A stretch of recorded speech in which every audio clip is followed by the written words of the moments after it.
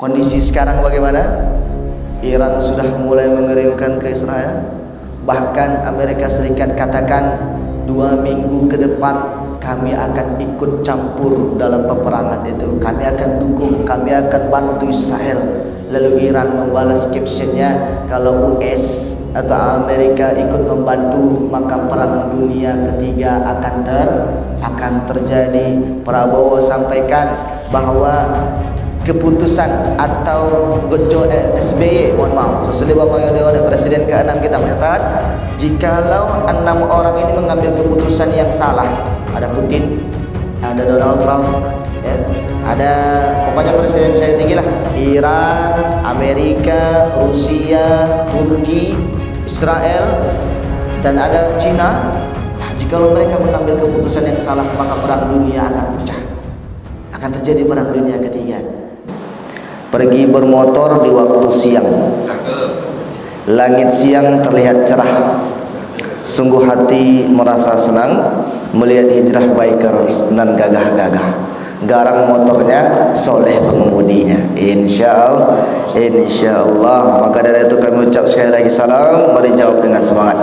Assalamualaikum warahmatullahi wabarakatuh. Waalaikumsalam warahmatullahi wabarakatuh. Baru terasa semangatnya nampaknya, tapi agak beda tipis dengan agak kesal sama saya nampaknya. Bapak-bapak, Hijrah Bikers dan juga ibunda yang hadir, jamaah Baitul Mulk yang dirahmati Allah Ta'ala, bersyukur dengan ucapan Alhamdulillah Rabbil Alamin Alladzi khalaqal mauta wal hayata liyabluwakum ayyukum ahsanu amala. Dialah Allah yang menciptakan kehidupan dan kematian untuk menyaring siapa yang terbaik untuk mendapatkan surganya yang nikmat abadi untuk selamanya. Walladzi khalaqakum walladzina min qablikum la'allakum tattaqun. Dan dialah Allah yang menciptakan kita, menciptakan orang-orang terdahulu agar kita menjadi orang-orang yang bertakwa. Walladzi khalaqas samawati wal ard. Dan Allah lah yang menciptakan langit dan bumi beserta dengan isinya. Maka Allahu akbar wa masya Allah. Maka Allah lah yang maha besar pemilik segalanya. Allahumma salli ala Muhammad wa ala ali Muhammad. Assalamu alayka ya Rasulullah. Tentu senantiasa salawat dan salam kepada baginda Nabi sallallahu alaihi wasallam. Masuk Islam bukan hanya sekedar mengucapkan syahadah, lalu kita masukkan ke dalam KTP, kita mengaku-ngaku sebagai Islam, Muslim, lalu kemudian kita tidak mempelajari Islam itu secara sempurna. Sedangkan Allah Ta'ala sampaikan udkhulu fis silmi kafah, masuklah Islam secara sempurna. Maknanya jangan sekedar gelar saja Muslim, tapi pahamlah apa yang dimaksud dan apa yang disyariatkan di dalam Islam itu sendiri. Semoga senantiasa kita yang terus berusaha menambah ilmu untuk menerapkan hadis Nabi SAW, thalabul ilmi fardhah ala kulli muslimin wa muslimatin. Senantiasa wajib bagi setiap muslim dan muslimah untuk menuntut ilmu. Sidang jamaah yang dirahmati Allah Subhanahu wa taala, kali ini mengingat sebuah kalimat yang diucapkan oleh presiden ketiga kita. Siapa namanya, Pak? B.J. Habibie. Beliau ini sebelum meninggal dunia sempat melakukan wawancara, podcast lah. Lalu di dalam podcast itu dia mengatakan, sungguh aku telah diberikan karunia oleh Allah Subhanahu wa taala dapat mempelajari ilmu teknologi, sehingga dengan ilmu teknologi itu aku mampu menciptakan pesawat.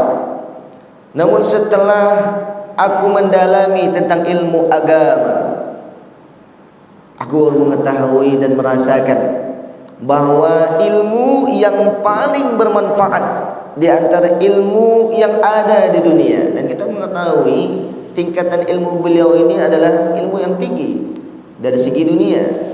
Kenapa? Karena mampu menciptakan sebuah teori yang bermanfaat, yaitu pesawat. Dan ini tidak semua orang bisa melakukannya atas karunia Allah Subhanahu wa taala. Lalu beliau mengatakan, setelah mendalami ilmu agama, tidak ada hal ilmu yang lebih bermanfaat di dunia kecuali ilmu agama. Dan seakan-akan jikalau aku diberikan pilihan antara ilmu apa yang harus kupilih, antara ilmu teknologi tentang pesawat dengan ilmu agama, maka aku akan memilih tentang ilmu agama. Sebuah penyesalan dari beliau sendiri tatkala beliau menyampaikan pesan ini adalah bagaimana dia terlambat untuk kemudian mempelajari ilmu agama karena terfokus dengan urusan dunia.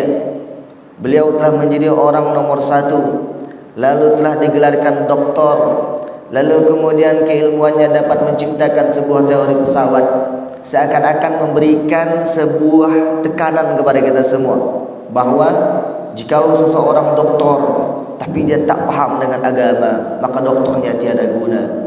Jikalau seorang yang nomor 1 di Indonesia bahkan di dunia, dia tak paham dengan agama, maka nomor 1-nya tiadalah yang bermanfaat. Lalu kemudian walaupun dia mampu menciptakan teori apapun untuk dunia, namun dia jauh dari agama, tak paham dengan ilmu agama, maka sungguh teorinya tiada guna, melainkan hanya untuk dunia semata. Maka Bapak-bapak Ibu yang dirahmati Allah Subhanahu wa taala, untuk menuntut ilmu agama ini adalah sebuah hal yang harus kita penuhi. Bahwa man arada dunya, kata Syekh Palestin, fa'alaihi bil Qur'an, wa man arada al-akhirah fa'alaihi bil Qur'an, wa man aradahuma fa'alaihi bil Qur'an. Siapa yang mau dunia, maka kuncinya ada di Al-Qur'an. Siapa yang mau akhirah, maka kuncinya ada di Al-Quran. Dan barang siapa yang mau keduanya, maka kuncinya ada di Al-Quran. Bapak Ibu yang dirahmati Allah Subhanahu wa taala, perkenalkan nama saya Abdul Salam. Alhamdulillah sampai saat ini abang-abang dan ibu-ibu semua, kami telah membuat dan mendirikan 9 cabang rumah tahfiz. Nama rumah tahfiznya Rumah Tahfiz Abdul Salam. Dari 9 cabang ini telah terdapat 200 murid. Lalu kami berdiri mulai tahun 2017. Di antara murid-murid kami dari tahun 2017 itu adalah 4 orang selesai hafalannya 30 juz. Dengan metodenya pertemuan 3 kali sampai 4 kali seminggu. Tidak macam di pesantren abang-abang. Kenapa? Karena di pesantren itu kayak makan.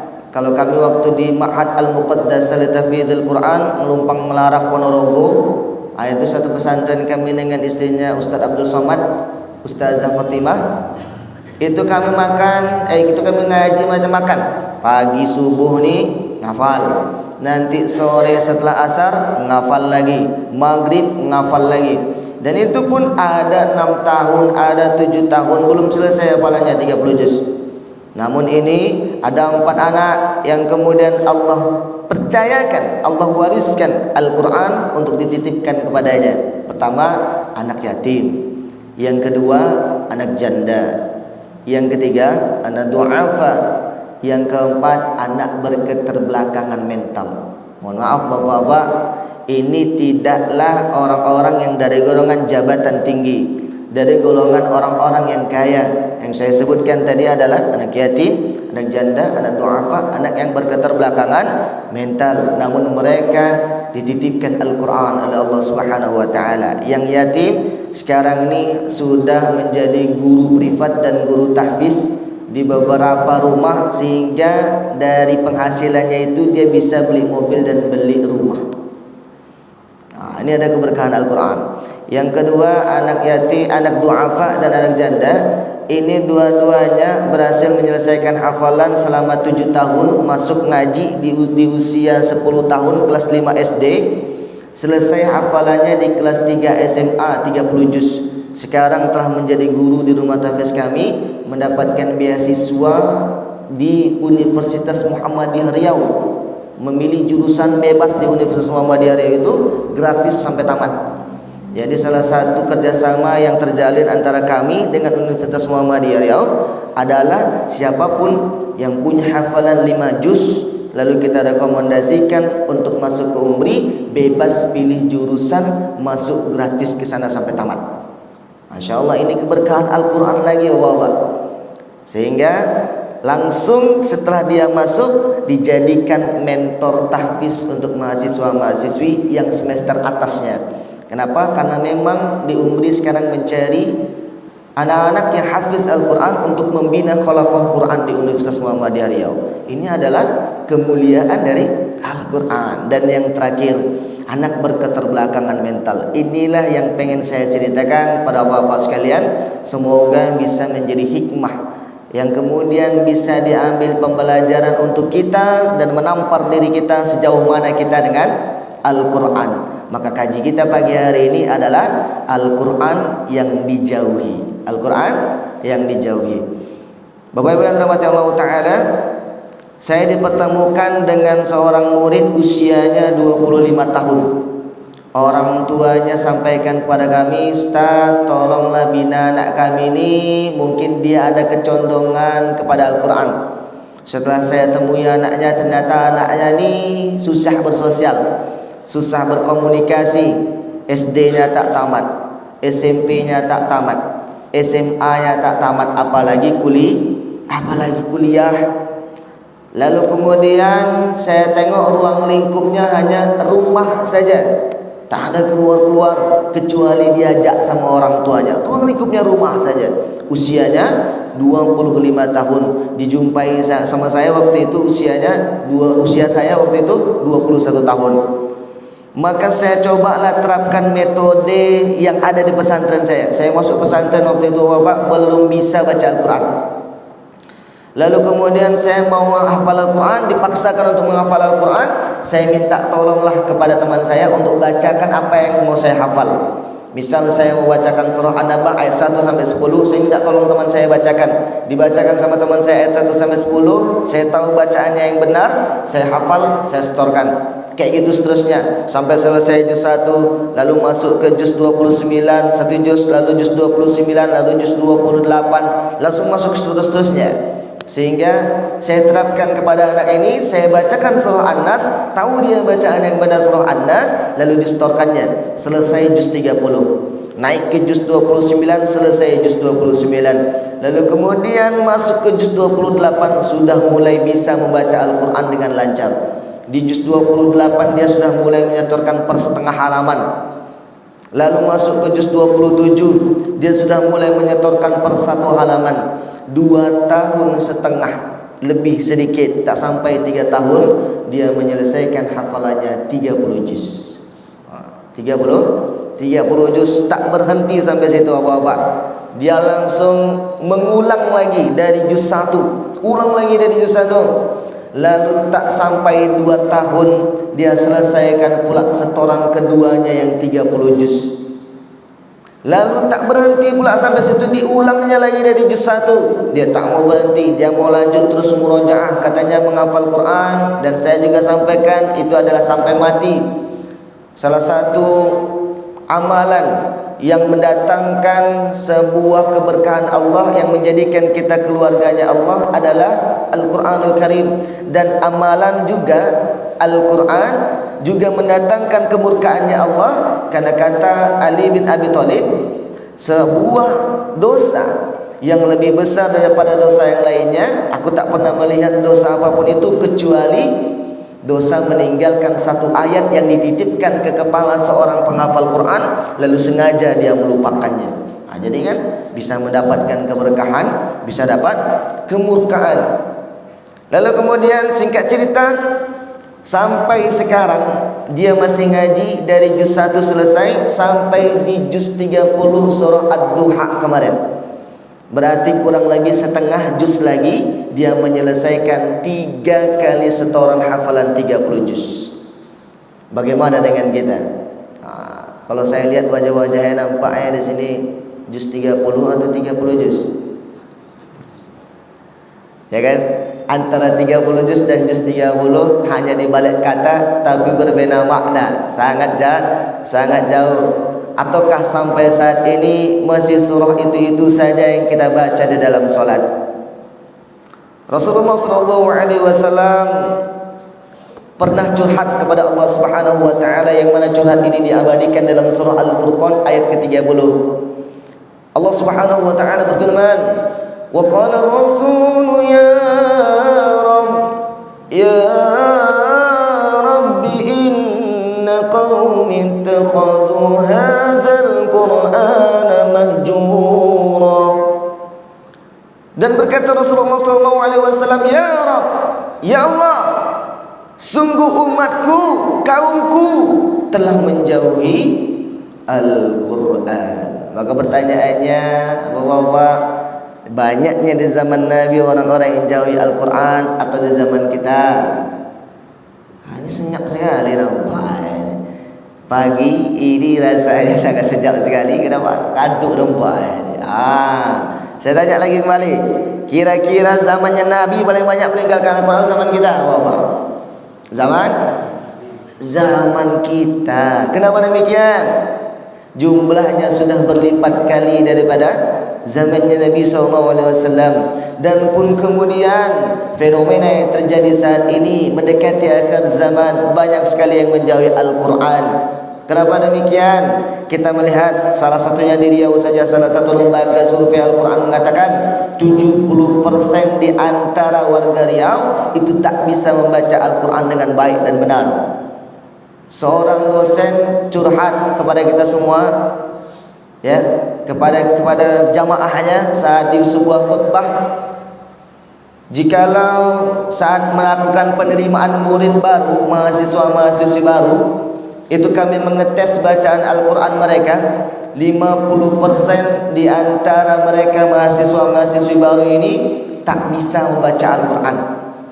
SD-nya tamat, SMP-nya tamat, SMA-nya tamat, mau masuk ke dunia perkuliahan, 12 tahun mengenyam pendidikan tapi tak bisa membaca Al-Quran. Ingat bagaimana B.J. Habibie mengatakan, ilmu yang paling bermanfaat adalah ilmu agama. Seakan-akan jikalau kita masuk ke dunia perkuliahan, selesai pun gelar kita doktor, tapi kita jauh dari Al-Quran, tak paham dengan agama, maka tiada guna.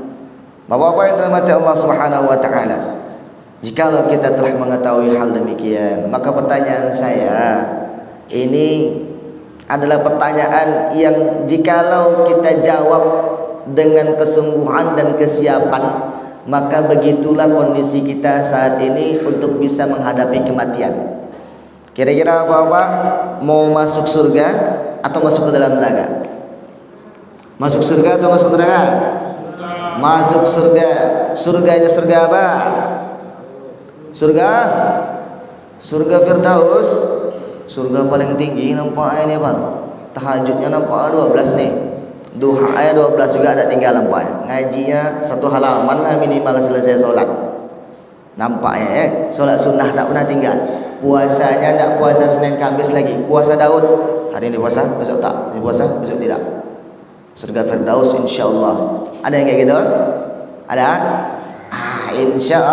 InsyaAllah. Pertanyaan lagi, mau masuk surga itu Firdaus langsung atau singgah dulu ke neraka? Langsung apa singgah dulu ke neraka? Mau cicip-cicip dulu, mau coba-coba dulu, kayak orang yang buat sekarang video AI. Apa bilang apa? Hai guys, ini adalah hari pertama kami di neraka. Ternyata neraka tidak seperti kata Ustaz, panasnya tak begitu berat. Walau tara idil mujrimuna nakisu ru'usihim 'inda rabbihim Rabbana absarna wa sami'na farji'na na'mal salihan inna muqinun. Dan jikalau mereka telah melihat neraka dan mendengar suara azabnya, mereka merasakan nerakanya, mereka mengatakan, ya Allah, kami telah melihat, kami telah mendengar dan merasakan. Farji'na, kembalikan kami, na'mal salihan, kami akan beramal saleh ya Allah. Na'mal salihan inna muqinun, beramal saleh karena mereka telah telah yakin. Tapi orang-orang yang mengatakan demikian adalah orang-orang yang fasik, yang kemudian Allah masukkan ke dalam neraka karena mereka telah mendustakan adanya neraka. Mereka tak percaya dengan adanya neraka. Bahkan keilmuan mereka tidak mereka tambah. Mereka sampai mati tak mau tahu tentang neraka. Digolongkan orang-orang fasik, dan orang-orang fasik letaknya neraka di surah yang sama, di bawah dia di halaman ayat paling bawah. Wa ammal ladzi nafasahu fama'wahumun nar, dan orang-orang yang fasik letaknya di dalam neraka. Kullama aradu ay yakhruju minha u'idu fiha wa qila lahum, dan setiap kali mereka minta keluar, ay yakhruju bermula dari kata bahasa Arab kharaja yakhruju, berarti ay yakhruju dia minta keluar. Keluar dari mana? Minha, neraka. U'idu fiha wa qila lahum, tak diberikan keringanan, tak dikeluarkan, akan tetapi diberikan semakin berat. Lalu dikatakan kepadanya kalimat yang menyakitkan hati, menghinakan penghuninya. Wa qila lahum dzuqu 'adzaban nar, rasakan itu neraka. Seakan-akan kalau ada orang sekarang melakukan sebuah kejahatan, masuk dia penjara, sudah di penjaranya puluhan tahun. Setelah dia masuk penjara itu, dia minta keluar, tapi dia tidak dapat keluar, akan tetapi dapat cacian makian dari orang-orang. Rasukan awak masuk makonya, jangan kayak gitu. Kata-kata yang menyakiti hati, kata-kata yang memojokkan dia, bukan dikeluarkan malah makin diberatkan hukumannya. Inilah bayangan jikalau kita di dunia saja menerima kata-kata itu begitu sakit, begitu menyedihkan bagi kita, merasa terhinakan, merasa terpojokkan bagi kita, maka orang-orang yang di neraka jauh lebih dahsyat azabnya daripada itu. Dia dirasakan azab yang begitu pedih, lalu dikatakan, jangankan untuk keluar, masuk engkau ke dalam dan akan terus bertambah azabnya. Dan dikatakan kepadanya, rasakan azab itu, alladzi kuntum bihi tukazzibun, karena engkau telah mendustakan neraka ini sewaktu kalian di dunia. Maka dia katakan, itulah dia bilang tadi, hai guys, kali ini kami sedang jalan-jalan, tapi jalan-jalannya ke neraka.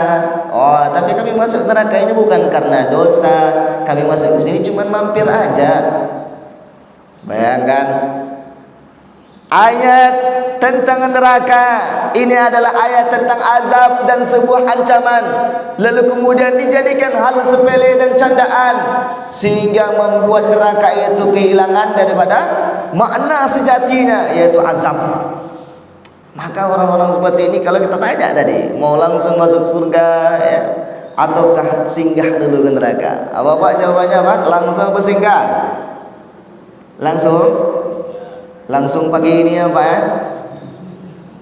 Sudah siap? Belum? Belum lagi nampak ha. Ada yang bilang siap, ada yang belum. Kita tahu Ustaz Yahya Waloni. Tahu?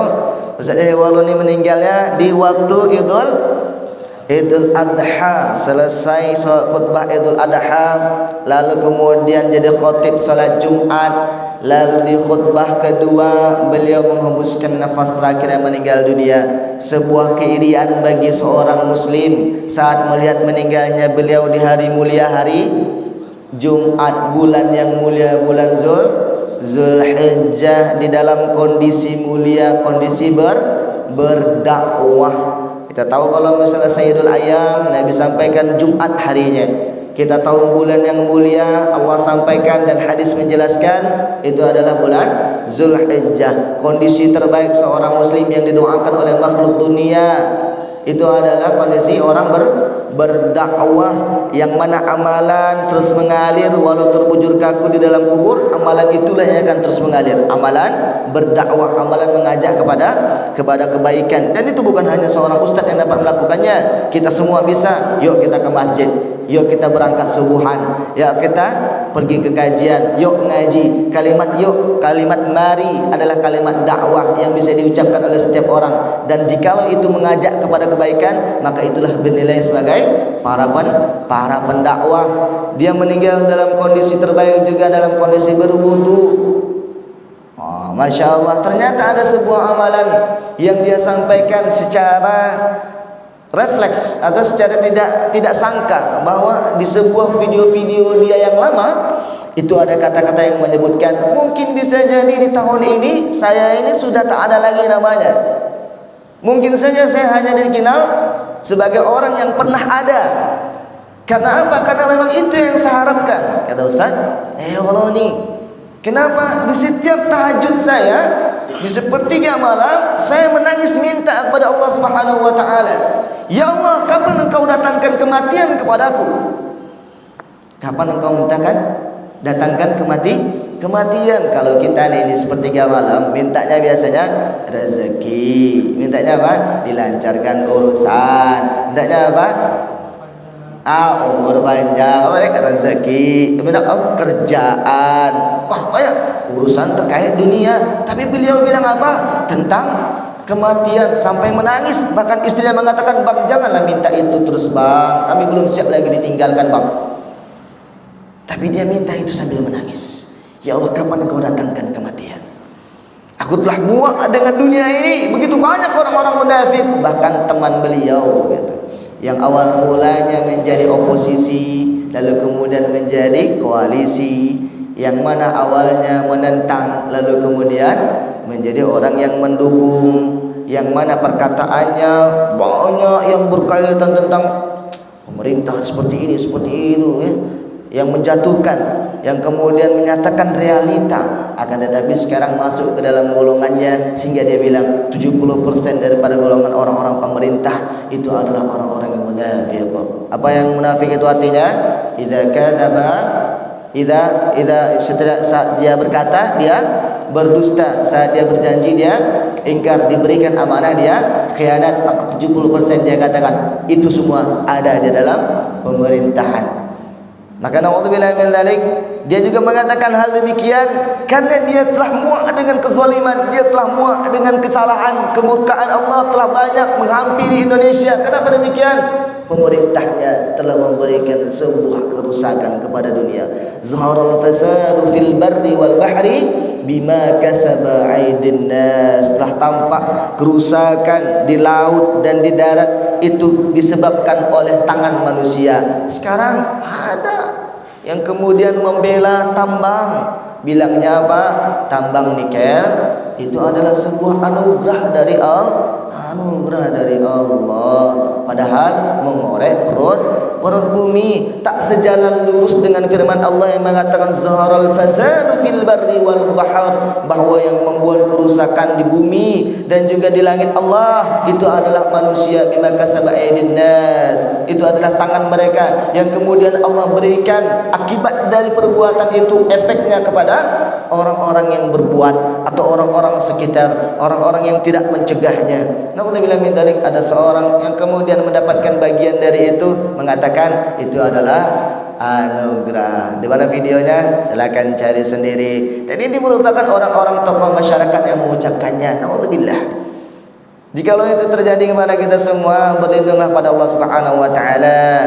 Orang-orang alladzi yang kemudian dititipkan Al-Quran kepada dirinya, lalu dia jadikan Al-Quran, ayat-ayat Al-Quran untuk membenarkan sebuah yang salah, maka Allah mengatakan dia telah memakan neraka Allah dan memasukkan ke dalam perutnya, seakan-akan dia telah memakan neraka Allah Subhanahu wa taala. Maka jadilah orang-orang yang benar dan tetaplah di dalamnya. Maka Ustaz yang walani ini mengatakan itu yang terjadi di dunia ini, sehingga dia mau meninggal dunia, Allah panggil, Allah kabulkan doa beliau tepat di Idul Adha, hari mulia, bulan mulia, kondisi mulia. Yang kita berharap ini adalah tanda-tanda kematian yang husnul khatimah. Apakah kita tidak iri dengan kematian yang demikian? Maka jelaslah, kata Nabi SAW, orang yang paling cerdas adalah mereka yang paling siap mati. Bapak-bapak, abang-abang, ibu-ibu yang dirahmati Allah Subhanahu wa taala, maka kalau kita ingin mendapatkan surganya Allah Subhanahu wa taala seperti yang kita bilang tadi, mau langsung, tak mau singgah dulu ke neraka, surganya surga Firdaus, maka kuncinya adalah dengan seberapa siap kita, seberapa banyak kita menyiapkan bekal. Apa bekal terbaik, apa bang? Apa? Setiap Jumat disampaikan bekal terbaik adalah taqwa. Wa tazawwadu fa inna khairaz zadi taqwa. Bekal terbaik untuk menghadap Allah adalah ketakwaan. Khairul libas libasut taqwa. Dan sebaik-baik pakaian menghadap Allah adalah pakaian takwa. Lalu bertanya kita pasti, gimana caranya kita bisa dikatakan takwa?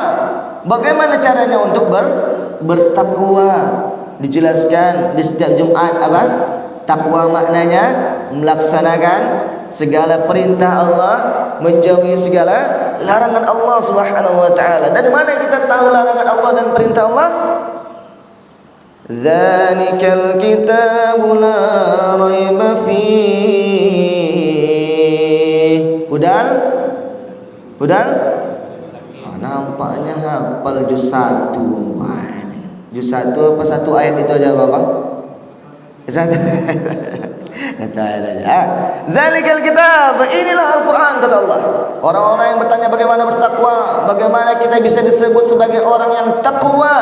Dzalikal kitab, inilah Al-Qur'an. La raiba fi, tak perlu ragu dengan Al-Qur'an karena tak pernah berubah katanya dari pertama diturunkan sampai sekarang. Yang merupakan kalamullah, perkataannya Allah Subhanahu wa taala. Hudal lil muttaqin, petunjuk bagi orang-orang yang bertanya gimana caranya bertakwa. Orang yang bertanya, aku ingin menjadi takwa, gimana caranya untuk takwa itu? Disampaikan kemudian, aku ini sebagai golongan orang-orang yang bertakwa, bagaimana caranya? Al-Qur'an. Seakan-akan kalau kita buat bagannya, Bang, jikalau kita inginkan surga, maka kuncinya bekal kita harus siap. Bekal itu adalah takwa. Jikalau kita ingin takwa, maka kita harus belajar Al-Quran. Maka hanya sebuah mimpi dan hayalan belaka bagi orang-orang yang menginginkan surga tapi dia jauh dari Al-Quran, tak bisa baca Al-Quran, tak mau mentadabburinya, tak mau mempelajari Al-Quran, tak mau mengamalkan Al-Quran, maka sungguh jauh baginya adalah surga Allah Subhanahu wa ta'ala. Al-Quran adalah kitab Allah yang jikalau kita berkata dengannya pasti benar. Yang jikalau kita memutuskan perkara dengannya, maka pastilah adil. Yang jikalau kita beramal dengannya, dengan Al-Quran, apa yang diperintahkan Allah kita amalkan, maka pasti akan mendatangkan pahala. Dan Al-Quran, jikalau kita menyeru kepadanya, pastilah itu adalah seruan ke jalan yang lurus. Taraktu fikum amrayn lan tadilu in tamassaktum bihima, Al-Quran wa sunnah Nabi sallallahu alaihi wasallam. Ditinggalkan oleh Nabi dua perkara, yang mana perkara itu tidak akan membuat kita tersesat walaupun di akhir zaman. Kira-kira pertanyaannya, akhir zaman sudah dekat atau belum, Pak? Sudah dekat atau sangat dekat? Kondisi sekarang bagaimana? Iran sudah mulai mengirimkan ke Israel. Bahkan Amerika Serikat katakan 2 minggu ke depan kami akan ikut campur dalam peperangan itu. Kami akan dukung, kami akan bantu Israel. Lalu Iran membalas captionnya, kalau US atau Amerika ikut membantu maka perang dunia ketiga akan terjadi. Prabowo sampaikan bahwa keputusan atau SBY, mohon maaf, Presiden ke-6 kita menyatakan, jikalau 6 orang ini mengambil keputusan yang salah, ada Putin, ada Donald Trump, ya, ada pokoknya presiden-presiden tinggi lah, Iran, Amerika, Rusia, Turki, Israel, dan ada Cina. Nah, jikalau mereka mengambil keputusan yang salah, maka perang dunia akan pecah, akan terjadi perang dunia ketiga. Dan kita ingat hadis Nabi SAW yang menjelaskan tentang kemunculan Imam Mahdi. Apa itu tanda-tandanya? Tanda-tanda kemunculan Imam Mahdi adalah di saat dunia penuh dengan pertikaian.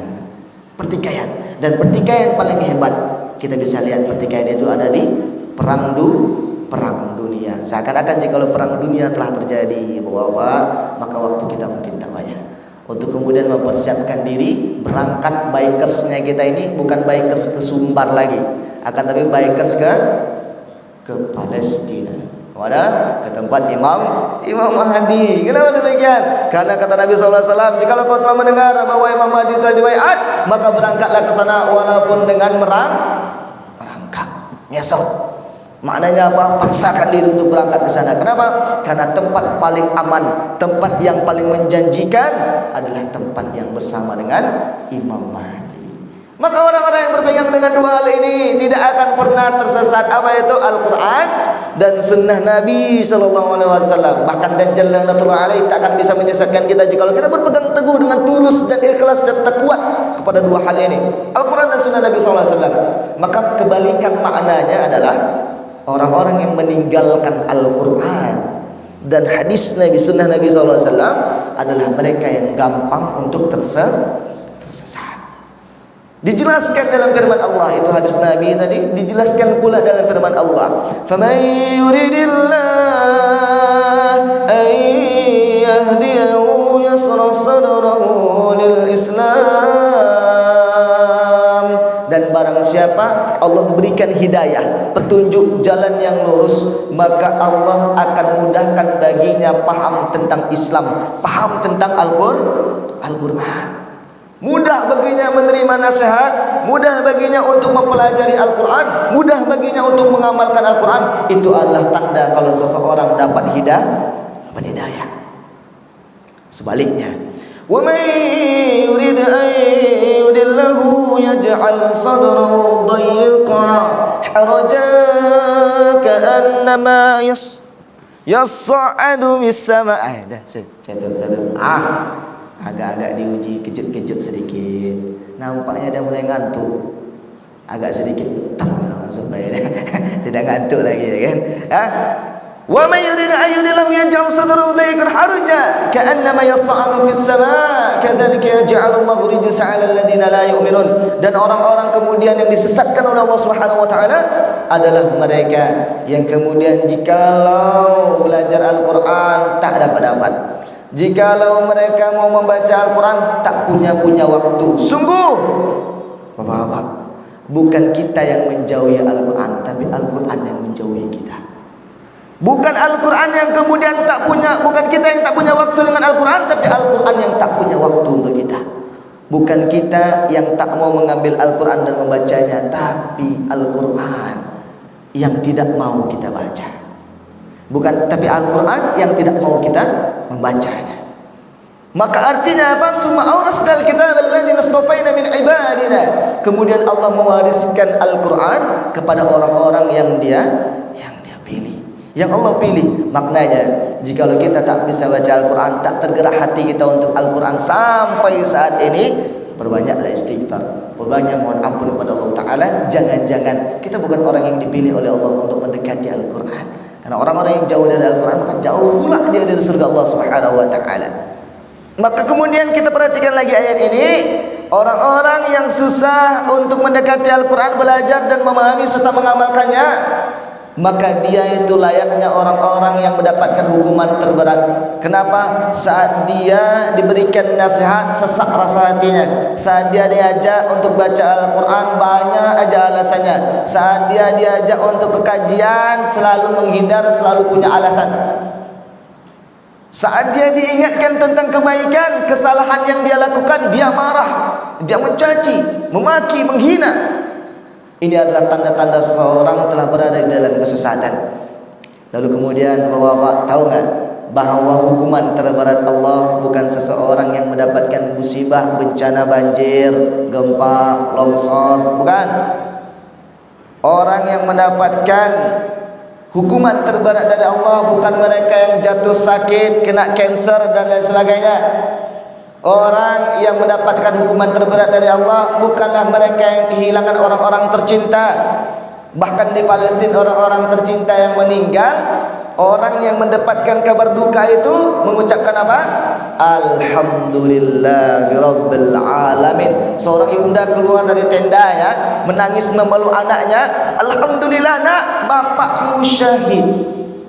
Karena mereka mengatakan dan tahu, wala taqulu liman yuqtalu fi sabilillahi amwat bal ahya'u walakin la tash'urun. Orang-orang tercinta mereka yang meninggal dunia itu kemudian bukan meninggal dunia saat syahid, akan tetapi hidup di sisi Allah yang kemudian diberikan penuh dengan nikmat dan rahmat Allah Subhanahu wa taala, menantikan surga. Berarti meninggalnya orang tercinta bukanlah hukuman bagi seseorang, akan tetapi apa? Hukuman terberat. Disebutkan dalam ayat ini, kadzalika ja'alullah rijza 'alal ladzina la yu'minun. Kesesatan. Susah untuk menerima kebaikan. Tak sadar saat melakukan kesalahan, tak sadar saat melakukan dosa dan bahkan menikmatinya. Ini adalah hukuman terberat yang Allah berikan kepada seorang hamba. Maka seorang yang mendapatkan hidayah seakan-akan dia mendapatkan nikmat terbaik, yaitu nikmat hidayah, nikmat Islam yang menyadarkan dirinya untuk ke jalan yang lurus.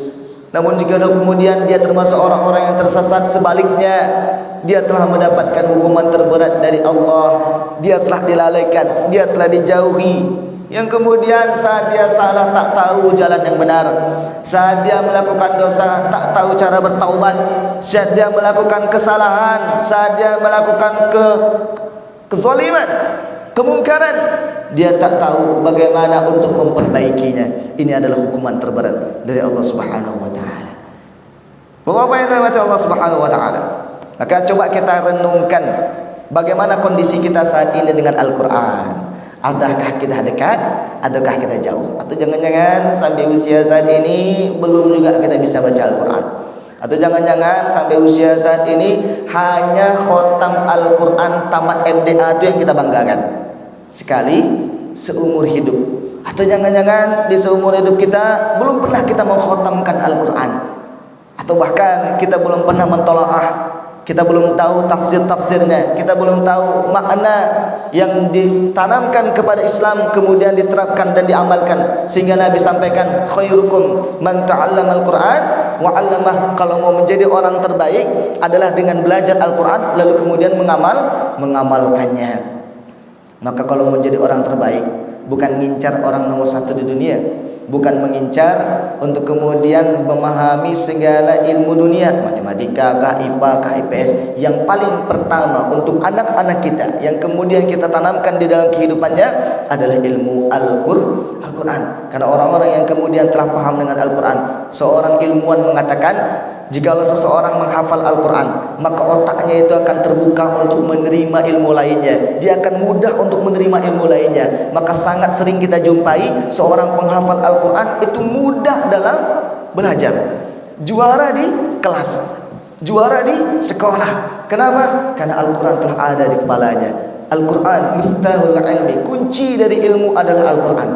Dan jarang sekali kita jumpai orang-orang penghafal Al-Quran itu Alzheimer, pelupa, dan penyakit-penyakit pikun lainnya. Dan kemudian orang-orang yang menghafal Al-Quran dijanjikan oleh Allah Subhanahu wa taala. Suatu ketika Anas bin Malik dipanggil oleh Rasulullah SAW. Anas bin Malik, kemari. Maukah engkau kuberitahu bahwa sungguh Allah itu punya keluarga dari golongan manusia? Allah punya keluarga dari golongan manusia. Lalu Anas bin Malik bertanya, ya Rasulullah, siapakah demikian? Maka aku ingin menjadi salah satu di antaranya. Karena kita tahu Allah adalah lam yalid walam yulad. Allah tidak beranak dan tidak pula diperanakkan. Akan tetapi Allah punya keluarga dari golongan manusia. Maka Anas bin Malik bertanya, siapa dia ya Rasulullah? Aku ingin menjadi salah satunya.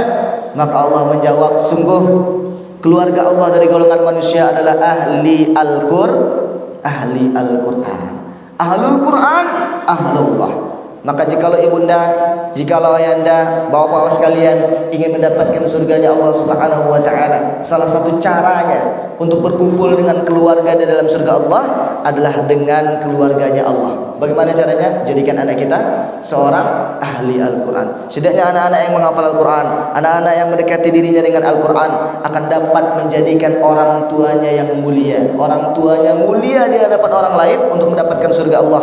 Dan dia mampu menyelamatkan 7 sampai 10 keluarganya untuk masuk ke dalam surga Allah saat dia telah divonis masuk ke dalam neraka. Maknanya kalau kita jumlahkan 7 ditambah 2 saja 9 setidaknya syafaatul Quran yang dimiliki oleh seorang penghafal Quran, seorang ahli Quran untuk memasukkan keluarganya ke dalam surga Allah.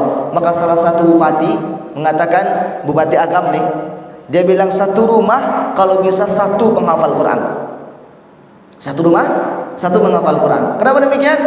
Mohon izin, jikalau jamaah Baitul Mulk itu satu rumahnya punya satu penghafal Quran, insyaallah baik kerusuhan akan reunian di surga Allah Subhanahu wa taala. Amin ya rabbal amin ya rabbal alamin. Kenapa demikian? Karena kalau satu orang aja di rumah itu satu penghafal Quran, jumlah keluarga kita kalau dijumlahkan dengan anak-anak sekalian paling 5, paling 7. Paling kuat 9. Karena tadi syafaatul Qur'annya bisa diberikan kepada kakeknya, neneknya, tantenya, omnya, abangnya, kakaknya, adiknya. Semuanya bisa diberikan dari satu penghafal Quran. Bukankah cita-cita bagi setiap ayah, setiap kepala keluarga menjadikan semua keluarganya terkumpul di dalam surga Allah Subhanahu wa taala?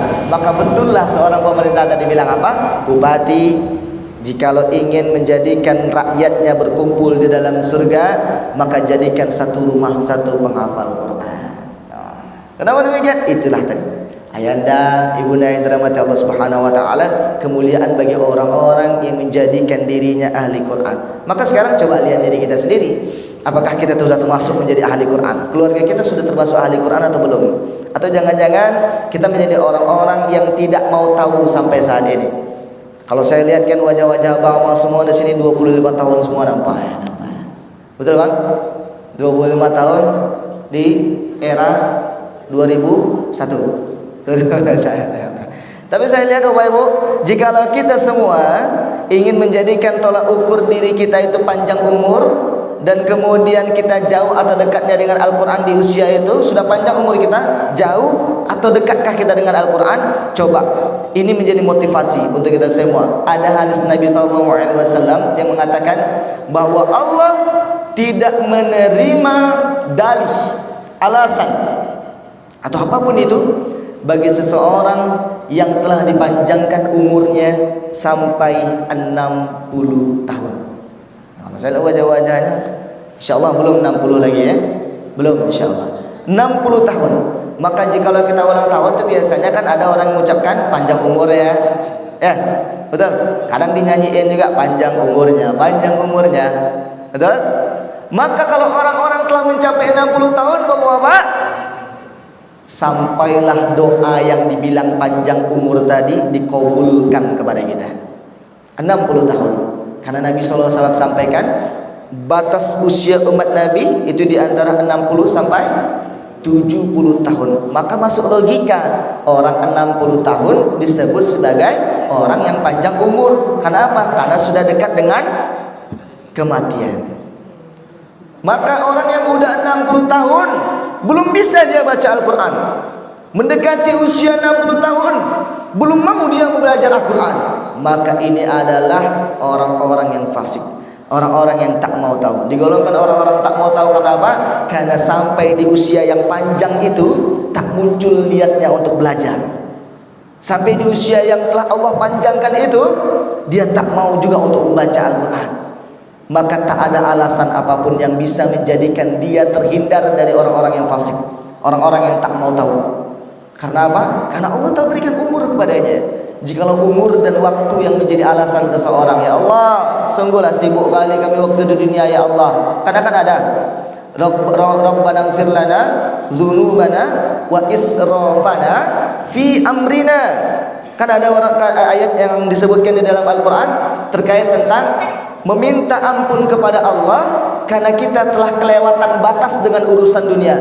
Israfana fi amrina. Rabbana ighfir lana dzunubana, ya Allah ampunilah kami dan dosa kami, ya. Rabbana ighfir lana dzunubana wa israfana fi amrina, karena kami sudah kelewatan batas dalam urusan kami, urusan dunia. Lalu kita katakan kepada Allah, ya Allah, sungguhlah kami sangat sibuk, sungguhlah kami tak punya waktu untuk belajar Al-Quran, sehingga kami tak bisa baca Al-Quran di hadapan Engkau saat ini ya Allah. Di saat ada orang-orang yang dikatakan oleh para malaikat, Iqra wartafi', bacalah dan naiklah ke tingkatan surgamu, karena sungguh posisimu di surga sesuai dengan ayat terakhir yang kau baca seperti di dunia. Alif Lam Mim, naik dia satu tingkat surganya. Dzalikal kitabu la raiba fihi hudal lil muttaqin. naik dia ke tingkatan kedua. Lanjut ayat ketiga, naik dia ke tingkatan ketiga sampai dia baca minal jinnati wan nas. Maka tingkatan surganya adalah tingkatan tertinggi. Saat orang itu melihatnya, dia hanya bisa melihat karena dia tak mungkin mendapatkan kalimat iqra wartafi' itu. Jangankan untuk membaca dan naik ke tingkatan surga, untuk memulainya saja dia tak bisa. Kenapa? Karena tak bisa baca Al-Qur'an. Na'udzubillah.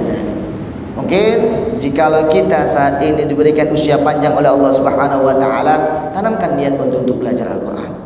Jikalau sampai kita meninggal dunia, dilihat hati kita tak punya niat untuk belajar Al-Qur'an, maka sungguh kita menjadi orang-orang yang merugi. Kenapa? Karena Al-Qur'an ini dua aja, Pak. Yang satu memberikan syafa'atul li ashabi, syafaat untuk yang membacanya, sahabatnya, ahli Al-Qur'annya, atau akan menjadi hujjah, akan menjadi penuntut bagi orang-orang yang melalaikannya. Hujjah maknanya kalau kita kemudian saat melamar seorang gadis, lalu perangkatnya apa, Pak?